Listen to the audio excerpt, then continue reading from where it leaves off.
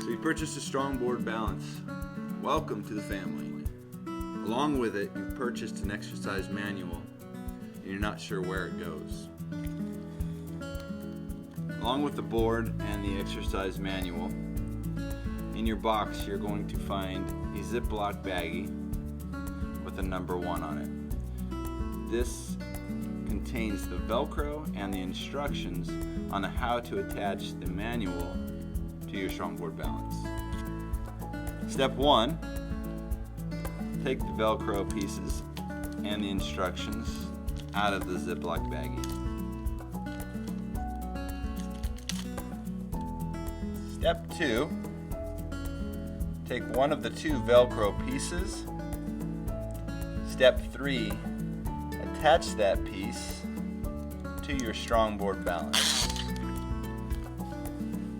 Right along the center of the base on your right or left side.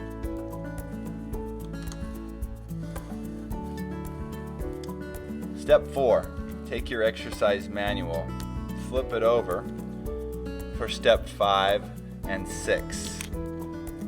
Taking the remaining piece of Velcro and placing it on the back side of your exercise manual.